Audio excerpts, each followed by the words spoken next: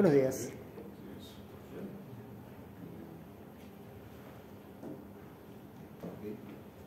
Hola, soy Michael Santoro, vengo de Tequila Works, es un pequeño estudio dedicado en España, en Madrid. Actualmente somos unas 80 personas. En la página web pone que somos una boutique studio, no sé qué significa eso. Por ejemplo, el problema es que hacemos juegos con gusto, un poquitín lo que hacemos. Se está hablando últimamente por aquí de estudios AA, juegos AA. Nosotros creemos que somos un triple A. No sabemos qué es eso, pero suena bien, somos un triple A que queda bonito. Así que, pues, Tequila Works, estamos hoy de cumpleaños. Se fundó el 1 de diciembre del 2009, hoy hacemos 13 años. Así que felicidades. Y un poquitín sobre mí, soy el director narrativo del estudio, que creo que ya lo he dicho. Y estos son un poquitín los juegos en los que he participado. Están divididos como en dos partes. Los de arriba, en los cuales hay que matar gente, y los de abajo, que no. Entonces, los dos primeros estuve en Piero Studios, después estuve unos cuantos años en Steam haciendo Castlevanias y cosas, y después de muchos años haciendo Castlevanias ya me quedé harto de sangre y de matar gente, y vi el vídeo, el trailer de Rain, y dije, yo quiero hacer esto. Así que llamé a Raúl Rubio, que es el CEO, le había conocido de Mercury Steam, me fui con ellos, y ahí sí, con ellos. En el 2000 se da cuenta de los años que llevo haciendo estas cosas, y yo creo que lo que más he aprendido es que todavía no tengo ni idea de cómo se hacen las cosas.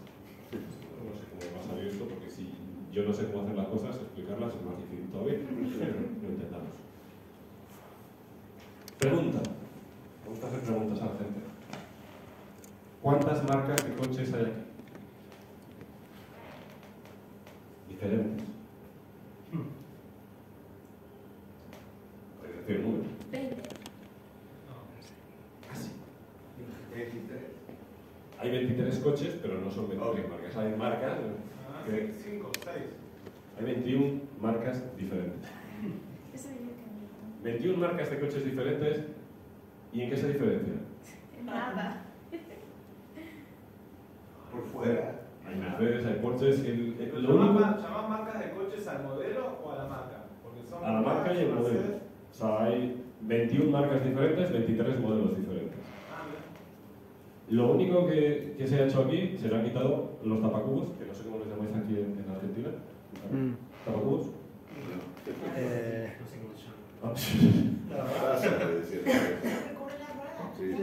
Sí, cubre ruedas. En México son los tapones. Los tapones. Pues eso. Pero, ¿cuántos coches diferentes hay aquí? Claro. ¿Qué ha pasado aquí? ¿Qué tenemos diferente? Se coló Elon Musk. Ahí lo. Es un coche, ¿no? ¿Pero qué tiene diferente? Aparte que es como el doble de grande, no es blanco. La capacidad en algunos.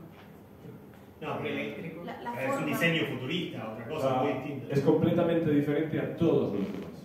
A todos. No tiene nada que ver. Sigue siendo un coche, pero lo pones junto a todos los demás y dices, destaca. ¿Por qué? Porque no es igual. Hace exactamente lo mismo, te lleva a intentar a dos sitios, tiene un motor diferente, pero bueno, no es igual. Y esto, ¿por qué lo digo? ¿Cuántos juegos tenemos aquí? Si me puedes contar, ¿eh? 24. ¿Cuál es la mecánica principal de todos y cada uno de estos juegos? ¿Qué es lo que hacemos en todos y cada uno de estos juegos? Matar. Combatir. La acción básica de todos y cada uno de estos juegos, que narrativamente son muy poderosos, es una sola, que es matar gente. Si no matas gente, la historia no avanza. ¿Estos todos los coches son los mismos?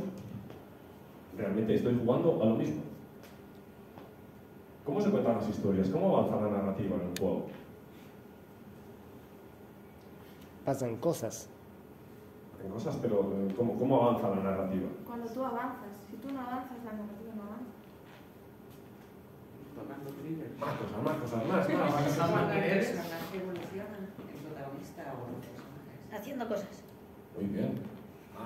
Las historias avanzan porque ocurren cosas, porque ocurren acciones. Pero si la única acción que podemos hacer es matar gente, Es complicado. Sí, la única acción que puedes hacer es matar gente y realmente estás salvando el mundo, pero para salvar el mundo tienes que matar a la mitad del mundo. Es un poco anticlimático, pero realmente es lo que estamos haciendo. Y ayer pues, fue muy gracioso porque los mexicanos cuando decían, no, los juegos sí, tienen que ser de matar, amiga. Hay muchas cosas que no hacemos. ¿Cuántos juegos hay aquí? Pero ¿cuántas acciones diferentes hacemos en estos juegos? Todas, ¿no? Por cada juego. Casi. 15. Mecánicas distintas. Porque cada juego hace cosas Cada juego también dentro. hace cosas diferentes. Este primero, que si lo conocéis es de Premios, se llama Carlyle. Es un juego en el que puedes hacer café, puedes vender periódicos o puedes hacer papeles. Y a través de esas cosas vas contando una historia de un ucraniano que está exiliado en Estados Unidos, de una madre que tiene una hija y está separada y tiene que pelear contra su marido, o de un pobre diablo que, bueno, que no le da para comer y tiene que hacer bagels cuando no sabe cocinar. Her Story es un juego de ver vídeos. Flores es una historia de amor. Papers, Please es un juego en el que estás en una garita, en un sitio, y tienes que decir, tú entras, tú no entras. Ya está, no es nada más. Starry es un juego de un gato. ¿Los gatos matan? Bueno, sí, pero no es lo que tienes que hacer en este juego. Storyteller es un juego de contar historias. Entonces, tenemos muchísimas acciones que podemos hacer y que en los videojuegos no se hacen. Entonces, si queremos destacar, si queremos ser un Tesla en medio de todos estos montones de juegos, lo interesante es no replicar lo mismo. No coger la historia, bueno, tengo que matar para avanzar. No, hay muchas cosas diferentes que podemos hacer. Y es algo que intentamos hacer en Tequila Works. O sea, esa idea de crear juegos con gusto es un poquitín lo que intentamos hacer. Estos son los juegos que ha hecho Tequila. Deadline, que es el primer juego, creo que se fundó en el 2009 y salió en el 2011, no sé, después tengo la fecha. Es un juego en el que hablamos de la esquizofrenia. Es un tipo que vive en una pandemia de zombies y tiene que sobrevivir, y sobrevive matando gente. Era el primer juego de Tequila. Y bueno, es uno más. Después sacamos Exit Brutal, es una colaboración con un estudio inglés, Ryan, y bueno, pues ahora iremos contando, pero esto es un poquitín todo lo que llevamos hasta ahora hecho en Tequila. Como veis, menos el primero, todos los demás no tienen mucha relación con matar. Entonces, el título de la charla es del destilado, de la destilería al destilado, porque nos llamamos Tequila Works, es un nombre muy bonito, de vez en cuando se equivocan y nos mandan botellas de tequila, porque sí. Y tenemos un departamento pequeñito, entonces entre proyecto y proyecto nos suelen dejar espacio y nos piden ¿qué juego os gustaría hacer? Pues cada uno del estudio hacemos un pitch pequeñito, se envía a alguien y elegimos cuál nos gusta. Elegimos 5 y de vez en cuando nos dejan 1 o 2 semanas para desarrollar un pequeño demo de esas historias que nos gustan. También tenemos, de vez en cuando tenemos espacio suficiente y tiempo, tenemos una pequeña destilería que son 4 o 5 personas que cada 2 semanas tienen una idea, dicen vamos a hablar de volar y hacen una pequeña demo de un juego de volar. Lo que sea, haciendo cosas. Si funciona, igual puede estar un poquito más, si no, a las 2 semanas se cambia la idea. Vamos a hablar de perversión. No, perversión no hemos hecho, pero vamos. Dominación mental, que se hizo una cosa y salió bastante bien, dominación mental, y estuvieron como 3 meses desarrollando juegos de dominación mental. Dominación mental, la cosa se nos fue un poco de madre, implicaba llevar ovejas de un lado para otro, pero bueno, después las ovejas se transformaron en otra cosa, pero era un poquitín como dominación. Entonces es una cosa muy buena en Tequila, que tenemos una cartera de pitches, de ideas, que hemos ido creando a lo largo de los años gracias a esa destilería, y que nos permite de repente cuando acabamos un proyecto decir, vale, de toda esta lista de pitches, ¿qué es lo que podemos hacer? ¿Qué es lo que podemos presentar a un publisher? ¿O qué es realmente lo que queremos hacer? Entonces,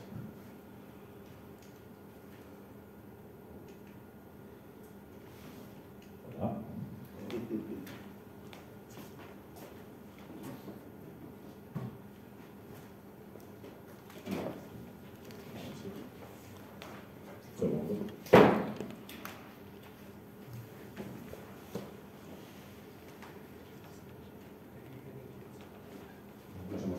presentador, lo siento. Dead Eye salió en el 2012, tenéis ahí un poquitín el visual. Es un juego que tiene 10 años y bueno, no ha envejecido mal. Es un juego con muchos contrastes y en los cuales tenemos a un tipo llamado Randall que mata zombies, pero, spoiler, también mata personas. ¿Por qué? Porque para sobrevivir tienes que matar, ya matar se convierte en algo rutinario, entonces pues matar personas pues es algo normal. Entonces como es un poco esquizofrénico, pues se le va la olla. Cuando salió en 2012 tuvimos un pequeño problema con Microsoft porque no sé si os suena el Summerfest. En los años, o sea, en la época, en 2012 y demás, Microsoft tenía un programa que se llamaba Summerfest, entonces elegía varios juegos y salían como eran como juegos premium. O sea, los ponía en la zona más visible de la tienda y no sé si era en febrero o una cosa así, de repente llamaron a la tequila y dijeron, os vamos a poner el Summerfest. Entonces sabía que hay otro juego, no sabía qué poner, lo llamaron nosotros y dijimos, ah, qué guay, porque sabía el Summerfest era maravilloso. Y también nos dijeron, vale, tenéis 3 meses menos. Y dijo, ostras, por un lado muy bien, porque es una oportunidad única que no puedes perder, pero por otra es como, tengo que acabar el juego, los 3 últimos meses es la época más dura, donde tienes que cerrar, donde tienes que pulir todos los flecos. Entonces, no quedó como se quería. Entonces en 2016 salió la edición del director, en la cual se corregían algunas cosas. La historia acabó un poquito así, porque tuvo que cortar contenido. Pero bueno, se añadieron un par de features y poco más. Sexy Brutal es una colaboración que hicimos con un estudio inglés, que le enseñaron el juego a Raúl. Es un juego sobre bucles en el tiempo. Tenía el juego completo y cuando lo vio Raúl dijo, me encanta la idea, pero es horroroso. O sea, era feísimo. No os podéis imaginar. Entonces, lo que le dijo Raúl es, vamos a ayudarnos a hacer el arte. Entonces, en 7 meses se cogió un pequeño equipo de arte y hicieron el juego tal y como lo veis ahora. Los concepts son de Enrique Fernández, es un dibujante de cómics, entonces la verdad es que quedó muy bien. Y la historia estaba muy bien, pero de verdad no os podéis imaginarlo, no sé qué. Eran programadores y se notaba muchísimo que no. Bueno, aquí llegamos a la joya de la corona. Rime salió en 2017. En Rime hablamos de la muerte, de cómo superar la muerte. ¿Cómo os imagináis que empezó este juego? ¿Cómo empiezas a hablar de un juego de la muerte? Por ejemplo, o sea, es una experiencia propia de la que quieres hablar. Pero no, me ha funcionado. No sé por qué de repente me ha hecho entonces. Todo empezó con la isla de Ecos. O sea, somos españoles, nos gusta mucho en el Mediterráneo, nos gusta mucho las islas, el mar, la luz que tiene. Entonces la idea era, bueno, estar en una isla. Tenemos aquí uno de los primeros bocetos, veis ahí una torre. En Rime las torres siempre han tenido una gran presencia. Tenemos ahí un protagonista en la capa roja. El niño siempre tiene una capa roja. ¿Quién es este tío? ¿Era tu protagonista antes de que le dieran el twist? Este era el protagonista inicial. Un espartano con una espada y el bruto. Y dices, voy a hablar de la muerte con este tipo. ¿Qué era el juego? Habían acabado Deadline, estaban empezando a pensar qué querían hacer. Voy a subir.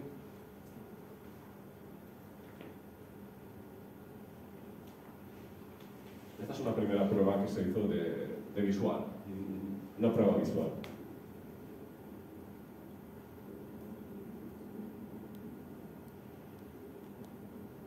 No solamente tenemos muchas de las cosas visuales que tenemos, están aquí. Cuando haces esa prueba, ¿la haces ya como un juego o haces solo la animación? Es solo la animación, son los assets, el personaje está modelado en 3D, pero no hay nada de juego. O sea, es una cámara que está haciendo una rotación y podéis ver, por ejemplo, el cielo sí que se va moviendo. Pues era una prueba de iluminación porque queríamos jugar con la luz. Era una de las premisas del juego. Querían jugar con la luz, que fuera visualmente muy bonito. Entonces, es sencillamente un test para ver cómo podía quedar. Pero aquí tenemos las bases de lo que después sería Rime. O sea, el juego es súper estilizado, aquí las texturas son muy realistas, después se bajó mucho el nivel de realismo de las texturas, pero bueno, esto debió ser en el 2012, 13, por ahí debió ser. Esto es Unreal 3, el 4 ni siquiera había salido. Y esto es el concepto de cómo queríamos que empezara el juego. Una isla, un barco que se ha estrellado, una playa y hay alguien que está ahí.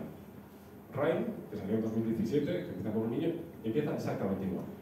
O sea, las ideas están, pero de repente el protagonista, este mamotreto, ¿qué hacía?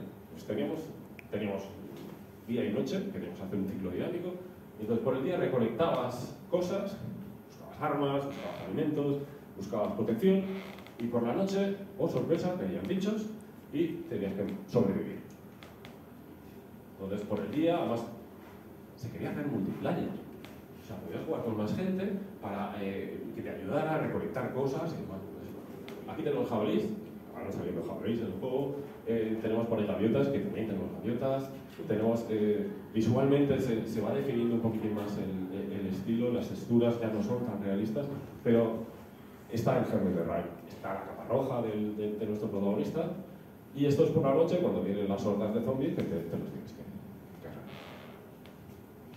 Esto era Echoes of Siren. Cuando trabajas el juego de Steam y lo instalas en tu ordenador, se instala en una carpeta que se llama Siren. ¿Por qué? Porque el proyecto se llamaba Siren y como es muy difícil cambiar el nombre de la carpeta, pues se queda así hasta los tiempos. Entonces, pues bueno, estas eran las referencias que teníamos. El estudio de la luz, este es un cuadro de Sorolla, la profundidad de campo, o sea, que pudieras ver a lo lejos, qué bonito, o sea, tener mucho espacio para ver los colores del Mediterráneo, o sea, es muy Ghibli. Si os gustan las películas de Ghibli, estos dos de aquí es Ghibli.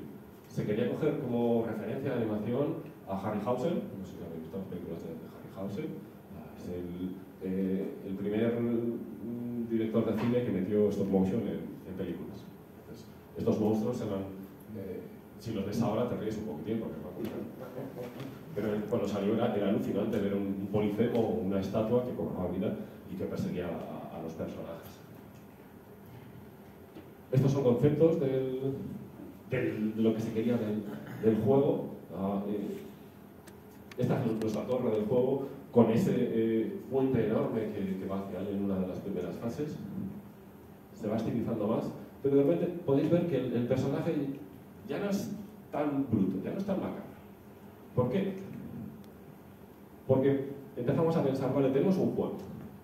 Sabemos qué es lo que va a significar ese juego, tienes que recolectar, tienes que hacer, pero estaban empezando a pensar, ¿y qué vas a contar con esto? Y no solo eso, porque no sabían qué querían contar con esto. O sea, teníamos un juego, pero no teníamos la idea. Entonces, empezaron a pensar, y dicen, pues, ¿cómo podríamos tener una historia con un poco de significado? Entonces, se empezó a bajar la brutalidad del personaje. Veis que de repente, como, ahora ya no es una máquina de matar, ahora es un alfeñique. En vez de un espadón, tiene una lanza, tiene un escudo roto. Seguimos con la capa roja. Otra prueba en la cual se le quita incluso el escudo, entonces es ya como va bajando, hasta que se llegó a esto. ¿Y por qué se llegó a esto? Porque empezaron a pensar, bueno, pues, ¿cuáles han sido los momentos importantes de mi vida? Pues Raúl siempre cuenta que cuando era pequeño, pues casi se ahogaba. Entonces, que estaba debajo del agua, se estaba ahogando, y lo único que estaba pensando era en sus padres y decir, joder, les voy a pegar un disgusto, pero realmente no estoy tan mal. Entonces, ese fue un poquitín el germen que empezaron a pensar, que vale, pues no estaría mal hablar de esto. Pero claro, eso fue antes, o sea, antes de llegar aquí ya habían pensado, pues estaría bien hablar de la muerte. ¿Por qué? Porque realmente, pues, cuando te mueres, hay un periodo de superación. Y entonces ahí empezaron nuestros problemas.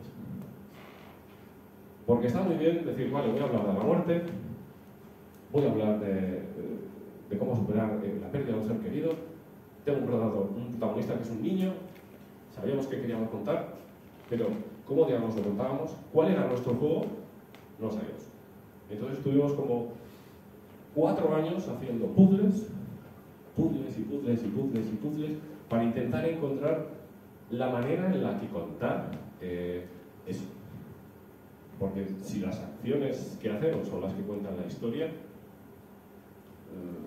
habíamos separado, bueno, la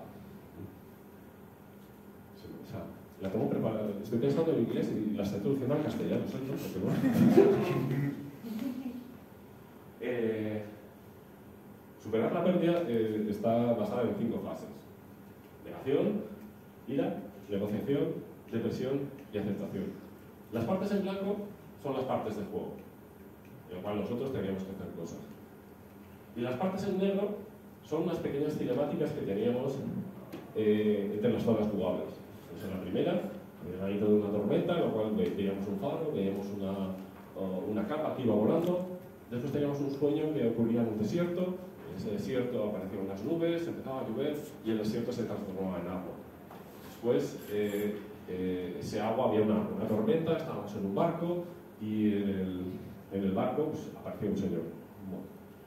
En el tercer sueño aparecía un señor, el padre, spoiler, perdón, en la parte de delante del barco y nosotros estábamos en la parte de atrás.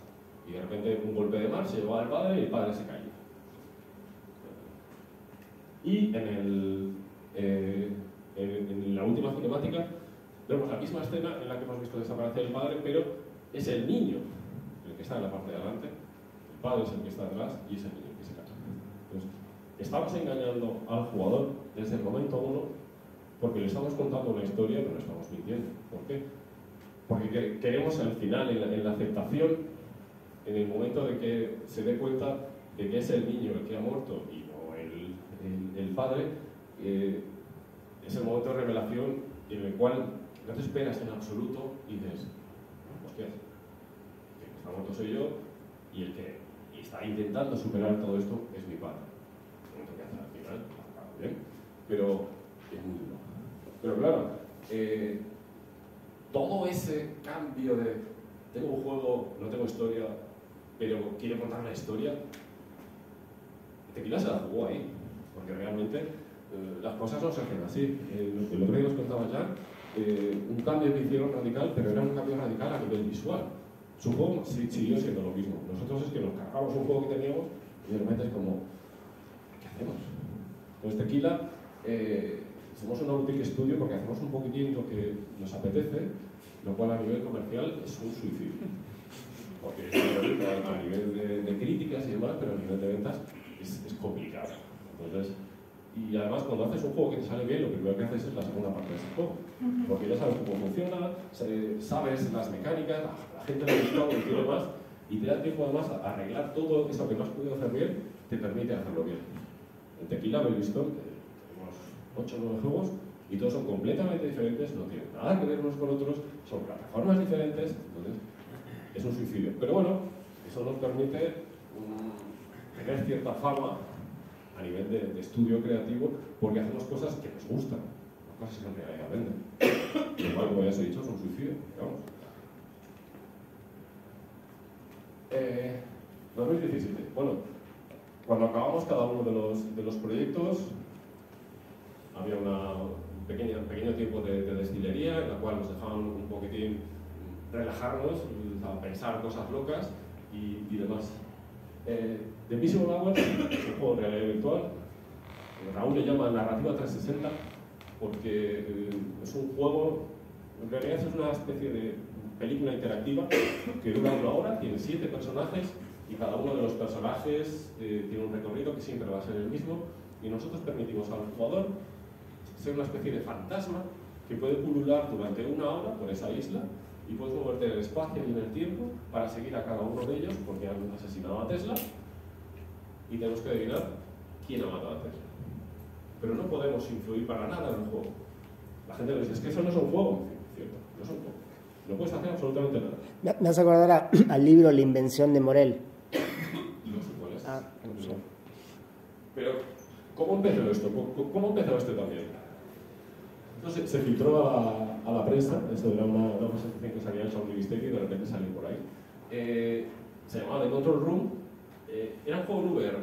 Entonces, moverte en VR al principio era bastante complicado, entonces dijimos, bueno, pero si estás en una silla de ruedas, pues podemos hacer que sea un poquito más fácil el moverte y la gente no se maree. Entonces habíamos pensado en un guardia de seguridad que está en una zona de control, que tiene un montón de cámaras y que puede ver qué está pasando en un sitio. La idea original de Invisible Hours era esta. Un montón de cámaras, ¿no? Pero empezamos a pensar qué aburrido es jugar a estar sentado y mirar pantallas. Claro, lo realmente divertido es estar en un sitio y poder moverte tú libremente. Y dijimos, pues venga, vamos a hacer eso. Entonces, el juego mutó. Creamos una isla, creamos una mansión que tiene un sótano, tiene zonas secretas y dejábamos al jugador explorar libremente qué es lo que había por arriba o por abajo y te damos la libertad de a quién vas a seguir, a qué personaje seguir. Porque dependiendo de qué personaje siguieras, las relaciones entre ellos te contaban por qué estaban ahí, si tenían intención de matar a Tesla o no, si hubieran querido, si hubieran podido. Entonces, lo divertido del juego es que te vamos dando pistas falsas. Bueno, te vas creando pistas falsas. Tú tienes tu propio punto de vista y dependiendo de lo que vayas viendo, vas montando una historia en tu cabeza. Realmente nunca te decimos quién ha matado a Tesla, pero tú puedes verlo. Pero puedes dejar de jugar sin saber quién lo ha hecho. Hacemos un pequeño truco, porque no te permitimos, o sea, si dejamos al jugador avanzar o retroceder en el tiempo, no tengo que retroceder en el tiempo y voy a ver quién ha matado a Tesla. No te dejamos hasta cierto momento. No os voy a hacer un spoiler, pero bueno, llega un momento en que sí que te dejamos otros. Pero tienes que seguir a uno de los personajes que te lleva a una sala, en esa sala ocurre algo y es como que dices, vale, ahora ya lo sé. Pero normalmente los juegos además tienen una pantalla de final. Nosotros no tenemos una pantalla de final de no, has ganado. Tenemos una serie de eventos que si tú las has visto todos, te podemos decir, vale, has visto todo lo importante del juego, deberías saber quién ha matado a Tesla, pero no hay un evento de final. No dices, has ganado, ya puedes parar. Puedes seguir hasta el infinito. Tengo una consulta.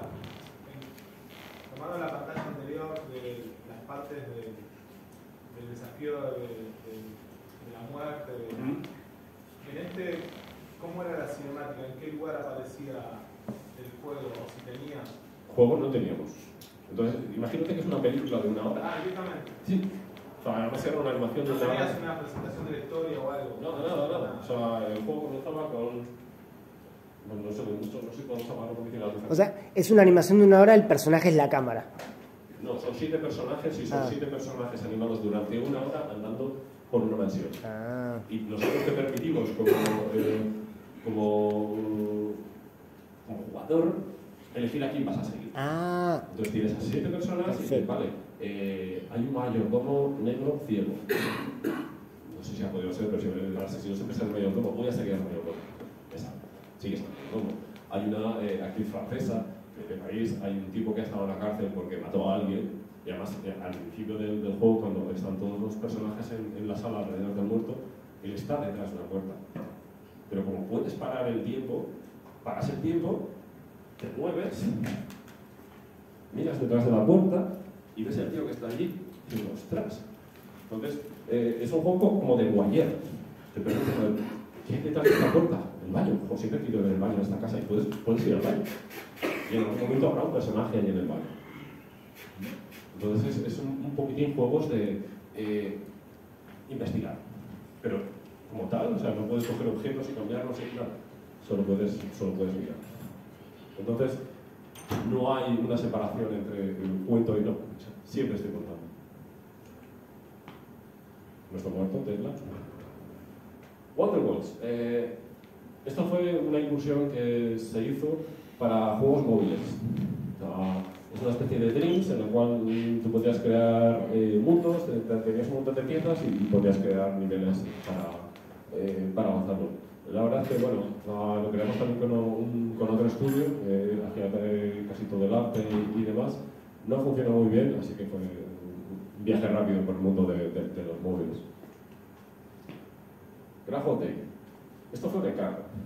Llegó un día a Sony Pictures y dijo, hemos visto que los videojuegos venden mucho, que la realidad virtual mola mucho, y como somos Sony Pictures y tenemos todas las IPs de molonas del mundo, queremos hacer segundas partes oficiales de películas en VR. Entonces queremos hacer El Día de la Marmota, no sé si la conocéis.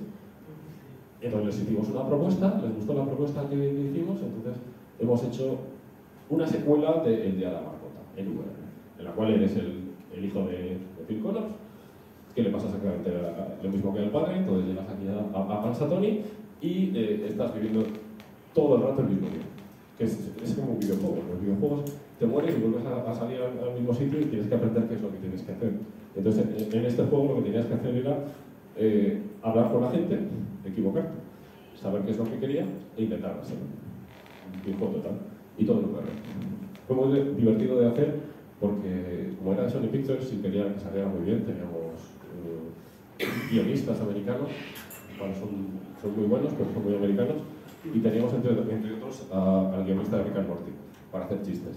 Entonces, imaginaros la clase de chistes que teníamos en el juego y que cuando Sony Pictures empezó a verlos dijo, no podemos meter esto en el juego. Entonces, yo creo que el 95% de los chistes los tuvimos que quitar. Y al principio, si es un juego en el que tú puedes interactuar con cosas, además en la película, en Bill Murray se ponía cada 2x3, se mataba. Y los de Sony Pictures nos dijeron, no puedes matar, te es un juego, van a jugar niños, y hasta que dijeron, es que echamos algo en falta, es que claro, si metes la mano en el tostador, pues deberías morirte. Entonces, ahí tuvimos rienda suelta y casi cogías el tenedor, te dejabas el ojo y te morías, podías meter la cabeza en el tenedor y te morías, podías meter la mano en el enchufe y te morías. O sea, se les fue la olla y ahí nos dejaron bastante bien, pero bueno, se supone que es lo que tenían que hacer. Así que... Esto fue un juego de encargo. Dijeron, oye, ¿lo hacéis? Lo hicimos y la verdad que salió bastante bien. Solo ha salido en VR, con lo cual no es muy conocido. Y esto es una de las escenas. Cada cuadrito de estos es un pago de diálogo, entonces estas son todas las iteraciones que se pueden hacer en la cocina desde el primer día. Entonces, esto era una de las escenas, teníamos como 10 así, y esta es una de las más sencillas. Para imaginaros la locura que fue hacer esto. Por además, en los juegos de loops es difícil, o sea, como tienes que repetir muchas veces las cosas, es difícil mantener el interés del jugador si tiene que estar haciendo las cosas una y otra vez y tiene que hacerla exactamente lo mismo. Entonces, teníamos que inventarnos atajos para que si habías hecho el desayuno bien, pues podías llamar a la cafetería y podías encargar por teléfono el desayuno, entonces ya no hacía falta que hicieras el desayuno. Entonces, es una cosa que aprendimos a base de aburrirnos de hacer siempre el desayuno muchas veces y dijimos, ¿y si llamamos por teléfono? Y, vale, pues venga. Y esto es parte de nuestro libro de arte por el 100º aniversario y hicimos un libro de arte muy pajetón, pero que tenemos muchas cosas interesantes. Entonces, cuando hacemos nuestros destilados, muchas veces un artista nos presenta esto. Esto está en el libro de arte, esto no se spoiler ni nada, y de esto sacamos un juego. Llegó el artista y nos dijo, este señor de aquí es esto y le pasa esto. Y dijimos, hostia, queremos hacer este juego. Entonces hicimos una demo, tenemos una demo rolando en Switch y en PC, pero bueno, lo tenemos ahí en la cartera esperando a ver qué puede pasar. Pero vamos, muchos de los juegos de tequila empiezan así. Una sola imagen, y evoca algo y dice, aquí pasa esto. Pero no te hace falta mucho más. Porque, ¿cómo creéis que se empieza la historia para un videojuego? ¿Desde dónde empieza? O sea, ¿cuál es el punto inicial para decir, quiero hacer un videojuego de algo? ¿Tenéis alguna forma maravillosa? De la lluvia de ideas. Una lluvia de ideas. Pero, o sea, lluvia de ideas, pero empiezas a decir cosas así porque sí. Un poco sí, a veces. Depende, no sé, depende de qué estés buscando con el juego, pero si tenés, si estás apuntando a algo, bueno, apuntada a eso. Es que para mí hay dos formas principales de empezar un videojuego. Una es una mecánica, se me ocurre una mecánica, saltar. ¿Cuántos juegos de una mecánica saltar conocéis que sean muy buenos? Mario lleva 40 años saltando y eso es una mecánica saltar. Y la otra es una historia, quiero contar algo. Entonces, pensar una mecánica, las mecánicas suelen ser muy sencillas, y basar un juego entero en una mecánica es complicado, normalmente suelen ser más de una, pero hay veces que, sí, ¿no? Antes cuando no teníamos muchas cosas que hacer, saltar era importante. Los juegos de plataformas es un género maravilloso, el cual odio, porque soy muy mal, soy muy mal. Pero a mí me gusta la otra idea, o sea, quiero contar algo, pero el problema que tuvimos en Rail, o sea, sé que quiero contar, pero ¿cómo diablos? O sea, ¿qué significa negación?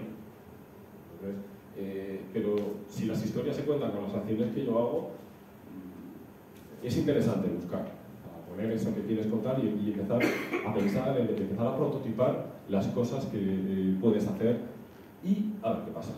Es mucho ensayo y error, tienes que tirar montones de cosas y normalmente siempre tienes que ayudarte después con pequeñas cinemáticas. En Rime teníamos las pequeñas cinemáticas porque además teníamos el problema añadido de que no tenemos texto. Entonces es como complicarnos todavía más, por favor. Pero bueno, somos así. Además, era parte del interés. Queremos contar cosas sin decírtelas, queremos que te lleguen a ti y tienes que adivinar tú de lo que estamos hablando. Ponemos al jugador en un pedestal y decimos, eres muy inteligente y lo vas a lograr. El problema es que la historia de Rime se ata toda al final y la mayoría de la gente no se acaba los juegos. Es un problema muy grande tener la habilidad de empujar al jugador para que llegue al final, decirle, mira, tenemos algo más interesante por ahí, vete por aquí, ¿por qué? Porque va a ser, la ataca final está aquí, pero es complicado. Y bueno, aquí tenemos a nuestro ordenador en medio del bosque. Gil, esto surgió de una idea de una demo técnica que nos envió un chico que dijo, mira, yo hago esto. Entonces nos envió una demo técnica como de 5 minutos en la cual tenía a esta chica, visualmente era alucinante, lo había hecho él solo en su casa, y quería hablar del bullying. Entonces Gil es un juego que habla de bullying. Entonces Tecla dijo, bueno, te contratamos y si quieres pues lo realizamos. ¿Qué pasa? Que la idea que él tenía de bullying, visualmente era muy potente, pero no tenía juego. Entonces, bueno, durante los 2 años de desarrollo, el meollo también estuvo en decir, vale, vamos a hablar de bullying con una niña, y entonces hace una representación, podéis ver ahí esa especie de monstruos, entonces las cosas malas que le pasaban a la gente con el bullying, vamos a representarlas a través de monstruos. Hacemos una transposición de lo que pasaba en la vida real en una especie de mundo paralelo. Entonces, también fue intenso hasta que pudimos lograr de cierta manera esto. Salió para Stadia, con lo cual es un poco miedo porque sabéis que ha cerrado, pero bueno, estamos haciendo el port, el año que viene podéis jugar aquí en todas las plataformas, así que a ver, ya nos contaréis qué pasa. Y esta mañana desayunando he dicho, ostras, me he olvidado de uno de los juegos más molones que hemos hecho en Tequila y además de rebote. No sé si sabéis qué es Barbican. Barbican es un museo de Londres con mucho interés en hacer cosas interactivas y demás. Y nos dio la oportunidad de participar en una instalación que se llamaba Videojuegos Transformados, comisariado por Tetsuya Mizuguchi, no sé si sabéis quién es el autor de Red, y además es un japonés bastante loco que hace cosas muy experimentales, con sonidos, con músicas y demás. Entonces nos dijeron, queremos meter Rime en una instalación, queremos que sea físico y queremos que la gente esté dentro e interactúe con el juego. Y yo dije, no se puede. Porque no sé si habéis visto Mandalorian, ¿sabéis cómo está grabado Mandalorian? Es un set virtual, están proyectando el entorno en las pantallas y poner al actor en medio. Pues a nosotros nos dieron un cilindro de 360 grados con 8 proyectores en los cuales podíamos proyectar Rime y teníamos unos proyectores en el techo que actuaban como triggers y en los cuales si entrabas activabas el trigger y pasaban cosas. Entonces está ahora metido en un cajón, pero está en Singapur y en Perth. Entonces hemos contado Rime, lo hemos sacado de una caja digital, lo hemos sacado de un ordenador y lo hemos hecho físico y la gente puede entrar y puede ver esto y puede interactuar con las cosas. ¿Qué problema tuvimos aquí? En un videojuego yo sé dónde está el jugador, sé qué es lo que va a hacer, sé qué es cuánta vida tiene. Cuando está ahí metido, y es un niño de 5 años, yo no sé qué va a hacer el niño, ni qué va a hacer. O sea, sé que si pasa por uno de las luces, va a pasar algo. Pero ¿qué pasa si hay 20 personas, o 3, o si solo hay una, y necesito 3 personas para avanzar? Entonces, tuvimos que cambiar el chip. Y decir, tengo que cambiar la manera de pensar qué es lo que puedo hacer. Y además, es un punto de vista fijo, y tuvimos que buscar en el juego situaciones en las que pudiéramos poner una cámara que sacara el entorno y pudiéramos jugar con ella. Problemas. Hacía como 4 años que habíamos acabado Rime. Rime estaba hecho en Unreal 4.12.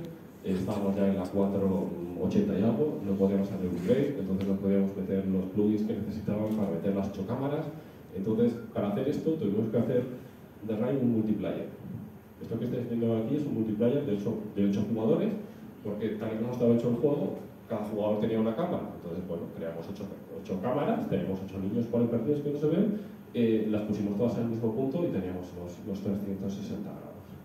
Entonces tuvimos que buscar sitios en el juego en los que poner esas cámaras y que tuvieras una vista y cosas que hacer, con el agravante de que estábamos haciendo otros proyectos. Entonces estaba yo, y al final del proyecto me ayudó Pedro Fuentes, un diseñador, para hacer algunas de las cosas. Entonces, es uno de los juegos que más quiero, porque no teníamos casi apoyo, he tenido que hacer cosas de programación y no tengo ni idea de programar, soy humano. Pero bueno, tenía ayuda y la verdad es que, bueno, molaba mucho. Estamos intentando traerla a Madrid. No, sí. Porque Spoiler. he estado trabajando en ella 3 años y no la he visto. O sea, se ha estrenado en Singapur, ha estado en Perth y no la he visto. Entonces he estado desarrollando algo que creo que funciona, pero no he podido testearlo. Entonces es interesante cuando vaya y diga, esto se supone que era así, pero no es así. Va a ser interesante. Y Son of Nuno, League of Legends, es el juego que estamos desarrollando ahora. Creo que es una League of Legends, ¿no? Es una pequeña empresa americana que un día llegó a Tequila y nos dijeron, joder, nos mola mucho los juegos que hacéis. Si eligierais uno de nuestros campeones, ¿cuál haríais? Fue como... En el estudio muy poca gente jugaba a League of Legends, entonces les preguntaron, de todos los campeones de los 150 que hay, que cada uno tiene los bigotes más grandes y los músculos más brutos, ¿qué podría funcionar para Tequila Works? Habíamos hecho Riot, entonces uno de los diseñadores dijo, pues hay un niño con un gorro naranja y que tiene un amigo Yeti de 4 brazos que puede volar, está más o menos nos cuadra. O sea, hay niños y a nosotros nos gustan los niños y además se supone que les gusta mucho tirar bolas de nieve, así que dijimos, lo tenemos, vamos a hablar de la amistad. Entonces es un juego como League of Legends, que es un juego de machacar al contrario, es un 5 contra 5, PvP, tienes que coger banderas y demás, y estamos hablando de la amistad. Porque lo bueno que tiene el juego es que el juego es muy simple, bueno, es muy complicado aprender a masterizarlo, pero los personajes tienen un trasfondo espectacular. Pero lo que están intentando ahora es coger todo ese lore con todas esas historias de los personajes y vendérselas a los jugadores, probablemente para que jueguen más a League of Legends, pero bueno, esa parte yo me olvido un poquito. Entonces con esto estamos ahora. Mientras tanto, pues bueno, de vez en cuando nos dicen, tormenta de ideas, ¿qué queréis hacer? Pues elegimos qué nos gustaría hacer, una idea, una mecánica, se presenta y bueno, en algún momento futuro, cuando estemos un poco más tranquilos, pues a ver si podemos desarrollarlo. Y por ahora eso es todo. Tenemos un ratito de preguntas, así que muchas gracias.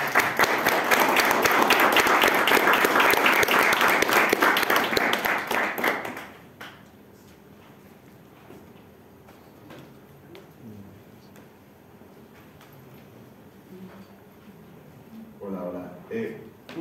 Una disculpa por lo que voy a... Es que ni siquiera es una pregunta, perdón, pero es más como plantear como una reflexión sobre lo de los juegos violentos, ¿no? Es curioso porque a mí no me gustan las armas por cómo se utilizan, porque son para matar, etc. Pero me gusta apuntar. No sé si tenga sentido, ¿no?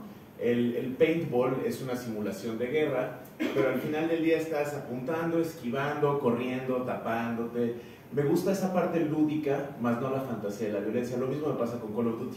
no me gusta la fantasía de violencia, pero me gusta nuevamente apuntar, usar la mira, todo eso es muy divertido, ¿no? Los ritmos de combate con otra persona y así. ¿Cómo puedo hacer para reconciliar un poco esas dos ideas, sin irnos necesariamente a la guerra, ¿no? Pero hay algo de divertido en, ¿cómo decirlo?, los ingredientes, ¿no? Como digo, ritmos, apuntes, movimiento, jugar con la mente del oponente, todo eso. ¿Cómo podemos reconciliar eso con la violencia sin irnos hasta ahí siempre, ¿no? Yo creo que a nivel gráfico ahí tenemos mucha culpa, porque Call of Duty, no es lo mismo jugar un Call of Duty del año 2001 que jugar uno de ahora. O sea, si lo juegas ahora, en el momento que le pegas un tiro a uno, te sale sangre, dientes, orejas, o sea, el espectáculo visual de gore es brutal. Entonces yo no puedo jugar porque me pongo enfermo. Cuando empecé a jugar a BioShock 2, que tampoco es una cosa muy para allá, en la primera cinemática, que hay una niña que te pegas un tiro, yo acababa de ser padre. Entonces claro, yo vi eso y dije, o sea, apagué el juego y dije, no, basta de jugar. No sé, yo antes he jugado mucho a Call of Duty y demás, no tenía ningún problema, pero según me he ido haciendo mayor, como que, quita, no me mola. Sobre todo porque visualmente es demasiado explícito. Claro. Entonces, te entiendo, o sea, el juego es divertido, pero lo que hay detrás, no puedo morir. Y encima si lo demuestras de una manera tan gráfica, tan brutal, como, ¿hacía falta? Claro, entonces es trabajar el flavor un poco, ¿no? Como Overwatch, que lo hace más cartoony de alguna manera. Splatoon igual. Sí, además Splatoon también. Trabajar para la gente de League of Legends, para Riot Forge, es muy divertido, porque de repente en el vídeo que tenemos salen lobos, ¿no? Salen lobos y dicen, no, es que estáis pegando a lobos. Dices, ¿qué problema hay? Estamos pegando a lobos y dicen, no, es que tienen que ser lobos malos, porque el maltrato animal está mal. Entonces, ¿cómo? Pero es ridículo, o sea, tienes un juego que es machacar al contrario, pero lo de pegar a los animales como que no, dice no se puede. Entonces dices, pero no tiene sentido, pero bueno, son americanos, trabajan así y es como piensan. Además, no sé si conocéis, en League of Legends hay una cosa llamada poros. ¿Sabéis lo que son los poros? Sí. Son unas pelotitas peludas que tienen la lengua hacia y están hechos de puro amor. Palabras textuales de la directora de Riot Forge, y es que están hechos de puro amor. Entonces están en todos los juegos de Riot, están los poros por ahí, están haciendo cosas, puedes conseguir achievements, pero no puedes hacerles daño, porque son como la antítesis. Y dices, pues no tiene ningún sentido. Y dices, pero ellos se sienten bien, y encima pueden vender peluches y se fueron. Entonces, entiendo tu punto de vista y lo comparto. Pero por eso os digo que hay muchas acciones que se pueden hacer por ahí, elegir, que no hay videojuegos hechos y que son muy interesantes. Por eso me gusta sobre todo la gente joven que tiene ideas nuevas, pero realmente tenemos un círculo vicioso. Nos gusta hacer los juegos a los que nos gusta jugar. Entonces es complicado. Si te gusta jugar a Call of Duty, quieres hacer un Call of Duty. Y es difícil salir de ese círculo. Entonces, yo a mis alumnos, cuando les doy clase, intento decir, bueno, o sea, podéis hacer de todo lo que podéis hacer en el mundo. Si os pido una idea, ¿me decís otro Call of Duty? Ya está hecho, puedes mejorar.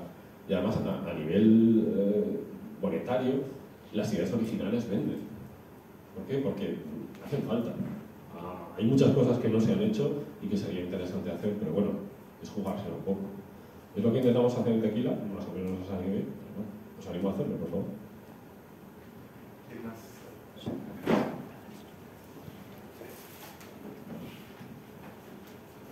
Hola, vos decías en un momento que en espacios que tenían de trabajo convocaban a ideas, a presentar ideas o historias o lo que sea. ¿Y cómo es ese tribunal que evalúa esta sí, esta no, a esta le vamos a dar importancia dentro de la organización? No tenemos un tribunal como tal. En Tequila es todo muy plano.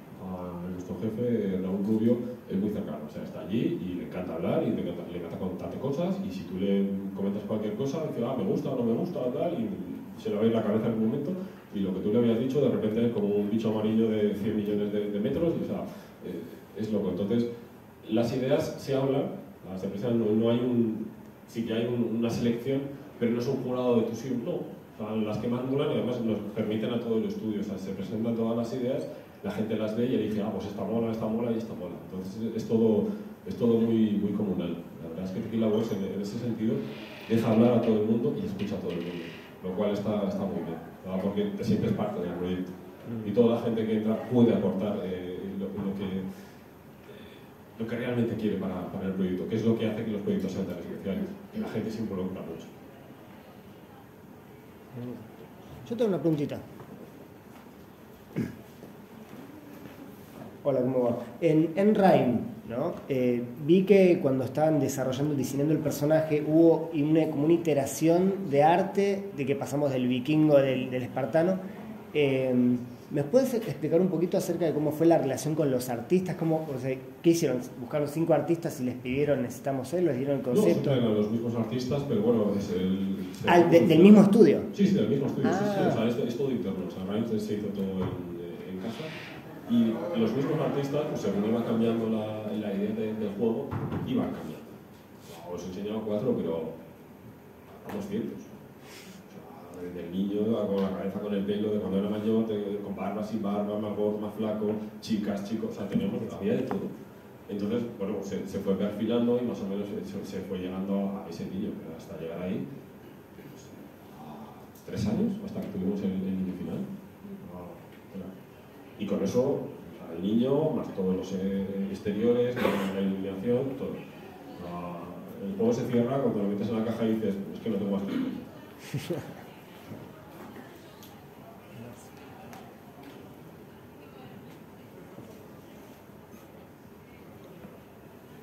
¿Qué tal? Buen día.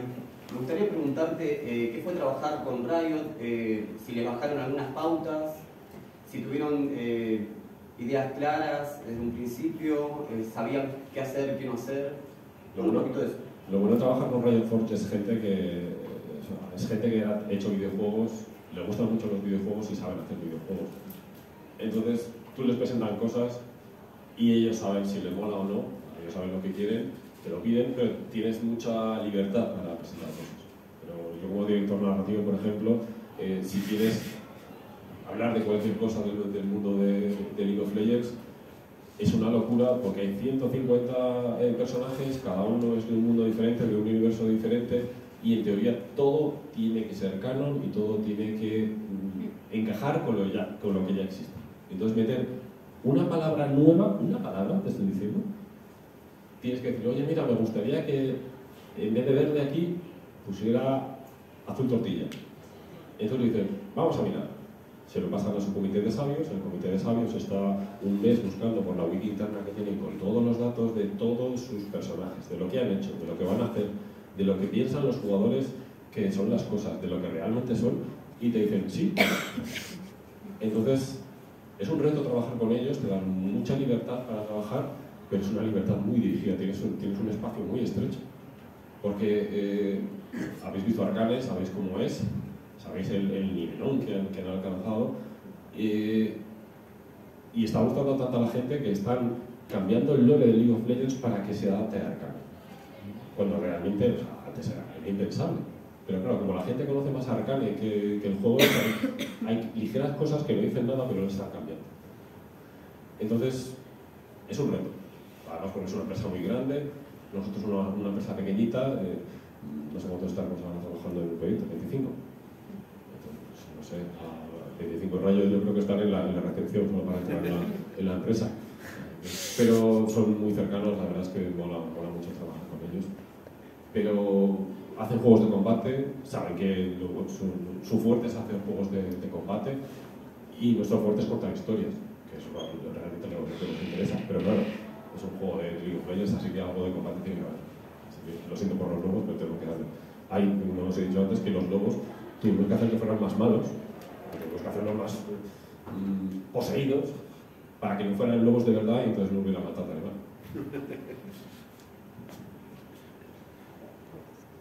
¿Tenemos alguna pregunta más? Pues muchísimas gracias entonces.